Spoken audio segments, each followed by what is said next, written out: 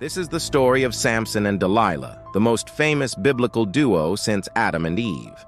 But unlike those two, these two actually meet in person. Samson is introduced in the book of Judges, chapter 13.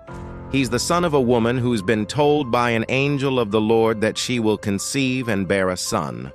And the Nazarite, which means one who is set apart, shall be born to her. Immediately after his birth, he was set apart by God. And because of this, he would never cut his hair. In fact, his uncut hair would end up being the symbol of his extraordinary strength. Meanwhile, during this time, Israel is being oppressed by the Philistines, so much so that they've even built a temple to their god, Dagon, in the heart of Israel's territory.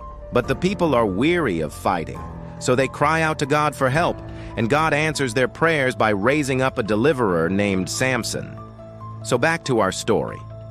Samson grew up as a Nazarite, meaning he didn't drink wine or other alcoholic beverages, wear clothes made of wool or flax, and most importantly, he never cut his hair. One day, Samson went to visit a Philistine city called Gaza, where he met a prostitute. And it seems like they hit it off pretty well because soon enough, she invited him back to her place for some alone time. But Samson just couldn't resist, so he decided to take a little stroll around the city. However, as he was walking through the streets, the men of the city woke up to find Samson there, and they were furious.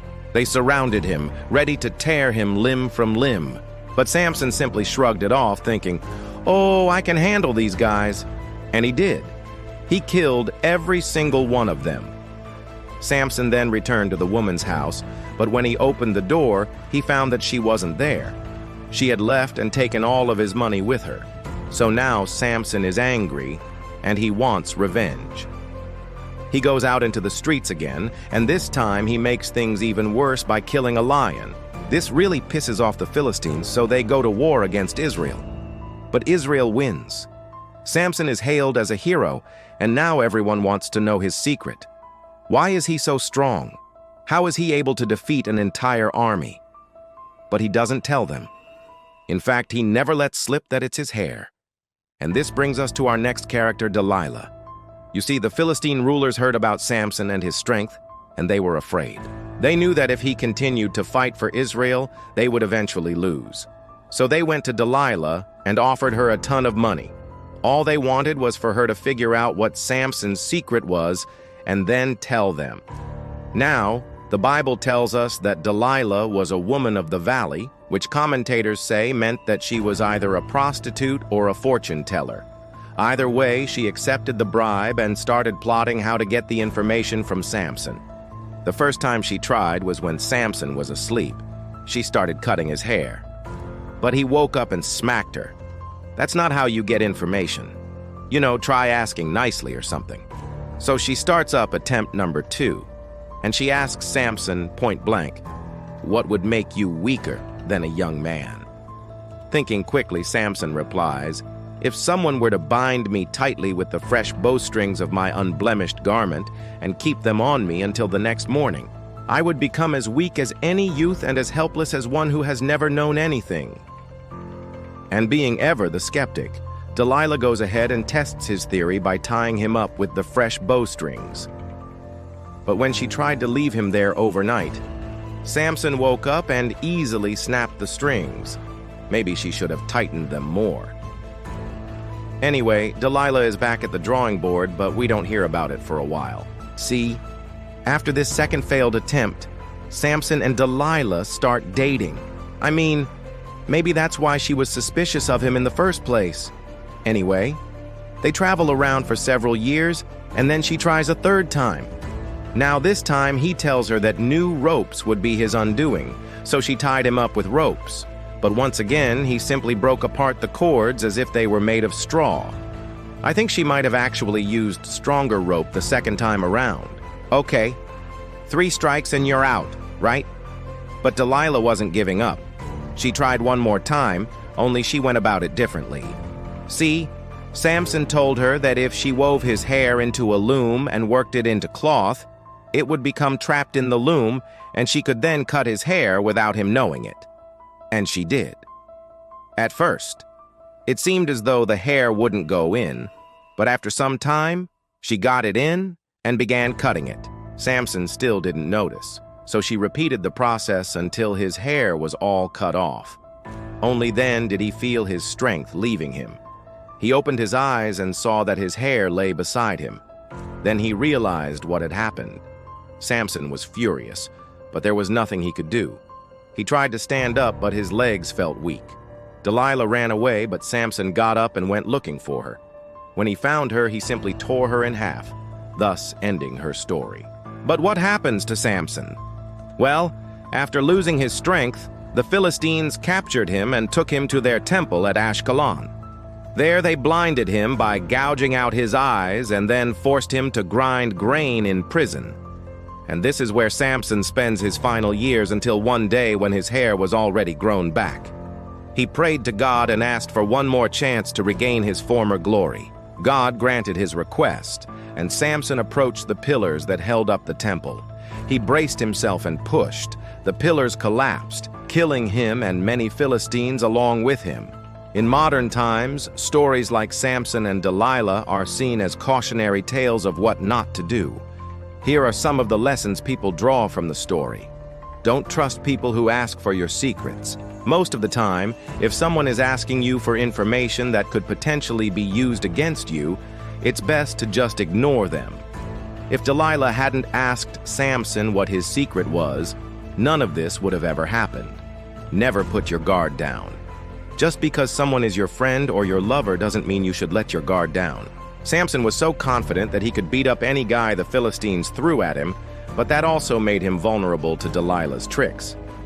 Don't let your emotions get the better of you. Sometimes you need to stay level-headed in order to succeed. If Samson had just stayed focused on his mission to save Israel, he probably wouldn't have gotten involved with Delilah in the first place. And lastly, don't mess with people's hair. I mean, come on. If you're gonna try and trick someone, there are plenty of things you could target, but why always go for the hair? I mean, it didn't work for Samson, and it's not gonna work for me. Well, that's it for this episode of the Bible in Shorts. If you enjoyed this retelling, please subscribe and check out more videos.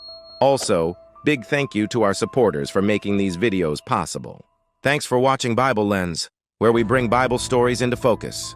See you in the next one. After the miraculous feeding of the 5,000, when Jesus had sent his disciples ahead by boat across the Sea of Galilee, while he stayed behind to pray. That's what happened right here. You can see that over there on the shoreline. Now, as the disciples are sailing across the lake, strong winds and rough waves are battering their little boat, making any kind of progress very difficult. And in the middle of the night, they're being tossed about on these waves. Suddenly, in the middle of the night, they see someone walking on top of the waves toward them. And so in this episode today, let's look at what happens when Jesus walks on the water. It's time to get into the story. Imagine you're one of Jesus' disciples in this moment. You just saw Jesus do the most amazing miracle. You watched him take 5 loaves and 2 fish, and in front of thousands of people, he turned that into more than enough food for everyone to eat. Then after the crowd of 5,000 people had all left, Jesus said to his disciples, "You guys get into the boat and go ahead of me across to the other side of the lake to Bethsaida." And so they did. They got in the boat and they started rowing across the lake. But soon the disciples found themselves caught in a fierce storm. Strong winds and pounding waves began to batter their little boat and make any kind of progress very, very difficult. And then the full force of the storm hit, and the disciples were in danger of capsizing. So, there they are. They're in the boat being tossed and turned on these waves. Suddenly, in the middle of the night, they see someone walking towards them on top of the waves. What would you do? What would you say? How would you react? What's going on? Who's there? Is it a ghost? Is it an angel? Who's walking on the water like that? Now, the Bible says that they were terrified. Why? Well, because they saw someone walking towards them on the water and they thought that maybe this was a ghost coming to take them away. So there they are. They're calling out, "Hey, is anybody there? Anybody there?" And Jesus calls back, "Take courage. It is I. "Don't be afraid." When Jesus said, "Don't be afraid," why do you think that's what he said? Well, because they were afraid. They thought it was a ghost. They didn't know who was walking on the water. And so Jesus said, "Don't be afraid. It's me. It's Jesus." Do you think that helped calm them down a bit? Well, not exactly. Not in the way that you might think. Peter yells back to the person walking on the water, "If it's really you, tell me to come to you on the water."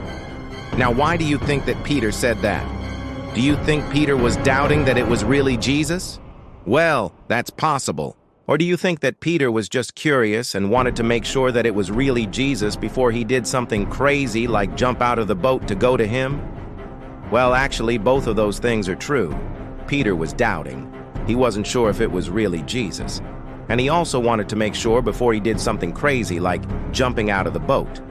So Jesus tells Peter, "Yes, if it's me, then jump out of the boat and come to me on the water." So Peter did. He took off his outer garments so that he could better maneuver in the water. And he jumped out of the boat and began walking on the water toward Jesus.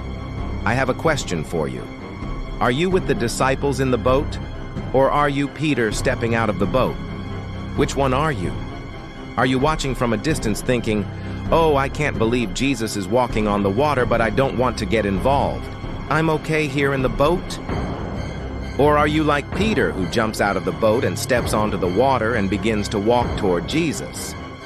As Peter begins walking toward Jesus, the Bible says that he saw the strong winds and the big waves, and he was afraid. And when he was afraid, he started to sink.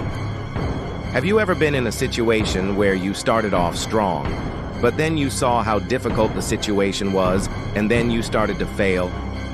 That's exactly what happened to Peter. He started off strong, he jumped out of the boat and began walking toward Jesus. But then when he saw the wind and the waves, he started to fail and he started to sink. And when Peter started to sink, he cried out to Jesus, "Save me, Lord." Have you ever been in a situation where you started off strong but then you failed? Maybe it was a New Year's resolution that you started off excited about, but then a couple weeks later you stopped doing it. Maybe it was a promise that you made to someone that you were going to keep, but then you broke it.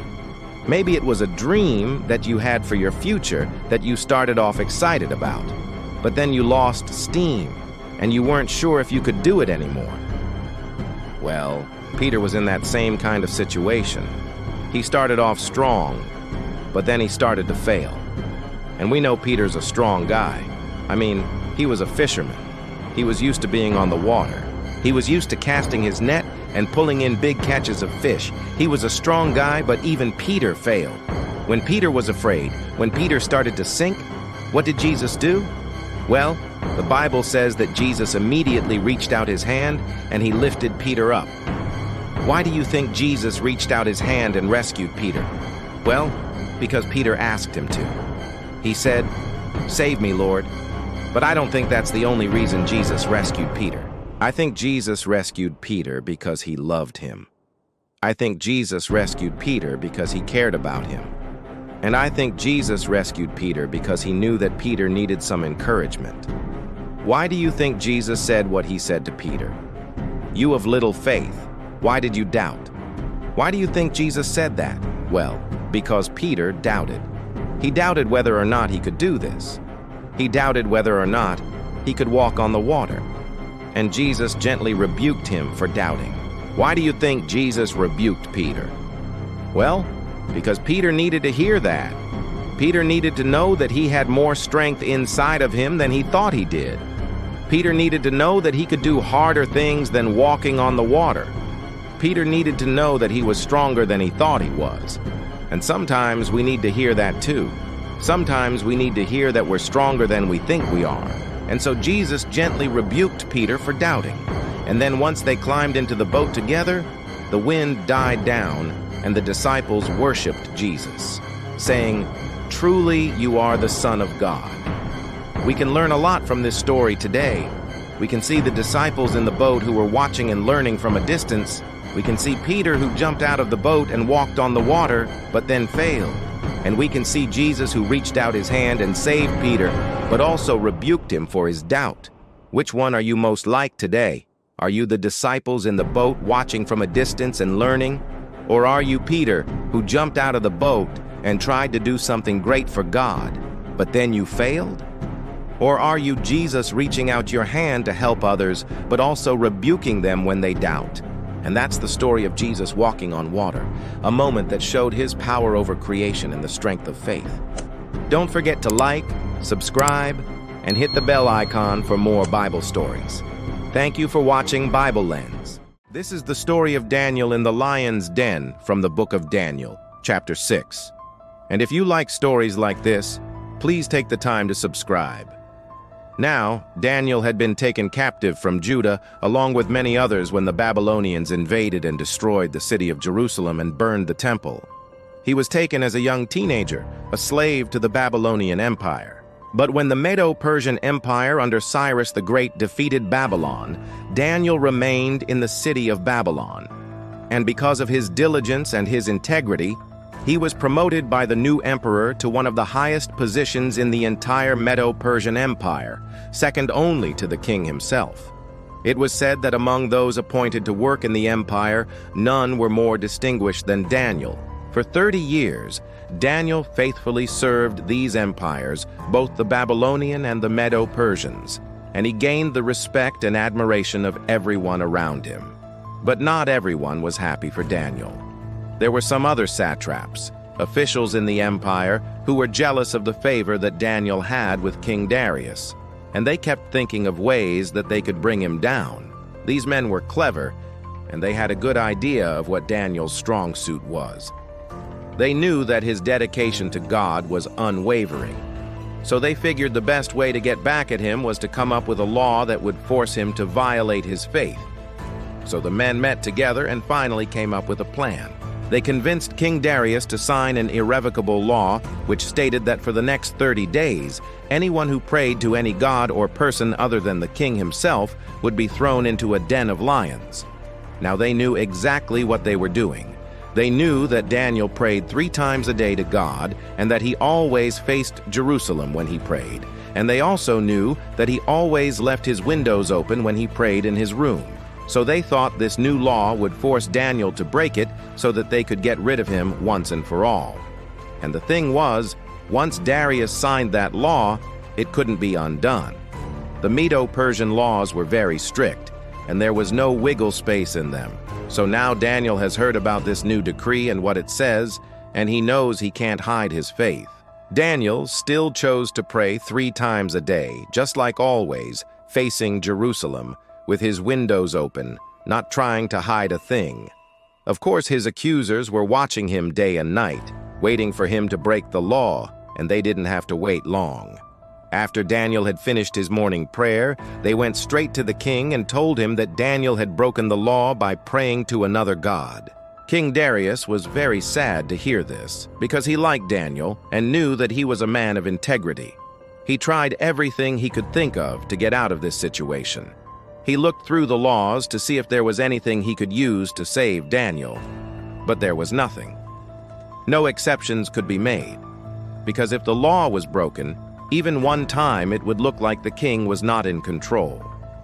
So Darius had no choice. He had to uphold the law, and with a heavy heart, he signed the order to throw Daniel into the den of lions. As he did this, he said to Daniel, "May your God whom you serve continually rescue you." And then Daniel was cast into the lion's den. That night, King Darius could not sleep, and he fasted. And before the sun rose, he was at the den of lions crying out, "O Daniel, servant of the living God, has your God whom you serve continually been able to rescue you from the lions?" Then Daniel answered and said to the king, "My God sent his angel, and he shut the mouths of the lions." And he said, "It was good of you to show such concern for me, but let me explain why I was in no danger. Since the first day that my master separated me from my people and set me in this province, if I have not acted in integrity and devoted myself to seeking God, let the lions have their prey, and let them tear me to pieces, having found me guilty of sin in my service to God." When the king heard that Daniel had been saved, he was overjoyed. He immediately commanded that Daniel be taken out of the den. And when Daniel was brought up, he was unharmed, and so the king was very happy. Daniel had proved his innocence before God and the king, so now Darius had to uphold justice. And he had those who accused Daniel thrown into the den of lions with their families. And as soon as they reached the den, the lions killed them and tore their bodies to pieces. Then the king gave this command: "The God of Daniel is the living God, and he endures forever. His kingdom will not be destroyed, and his dominion will never end. He rescues and he saves." And this pleased the king. And he wrote a proclamation for all people everywhere, saying, "This is what King Darius has decreed concerning all the peoples, nations, and languages who live throughout my realm. You are to be under compulsion to tremble and fear before Daniel's God. He is the living God. He endures forever. His kingdom will not be destroyed, and his dominion will never end. He rescues and he saves." So Daniel prospered during the rest of Darius's reign. So you can read more about Daniel's amazing life in the book of Daniel. Daniel and his friends were taken into captivity. They were teenagers. They were in a foreign country. They were serving a godless government. And they were constantly tempted to compromise their faith, to compromise what they believed to be true. But Daniel and his friends didn't. They stood firm. They chose holiness over sin. They chose God over idols. They chose truth over lies. And we see here that they were rewarded for their faithfulness. And sometimes God will allow us to go through tough times, maybe even through persecution, because he wants to test our faith, and he wants to reward our faithfulness. Daniel chose to remain faithful to God, and he did that in spite of being taken from his home and his family and his culture and his land. He chose to be faithful even when death was staring him in the face. We see in this passage that Daniel prayed without fear. He didn't try to hide his faith. He didn't run and hide. He didn't try to blend in. He didn't try to negotiate with the devil. He didn't compromise. He simply stood his ground. And he said, "I'm going to continue to pray to God, and God is going to honor me for that faithfulness."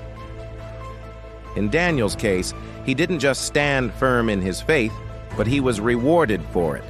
Not only did Daniel live to see another day, but his enemies were killed. And the king even made a decree that everyone had to honor Daniel's God. And that's what happens when we stand firm in our faith. Sometimes God will allow us to be persecuted, but he will honor us for our faithfulness. Today, there may be persecution against Christians in some countries, but we should remember the example of Daniel and stand firm in our faith and let God handle the rest. To make sure you do not miss our next video as we continue to explore the stories and lessons of the Bible, don't forget to like, subscribe, and hit the bell icon. Thank you for watching BibleLens.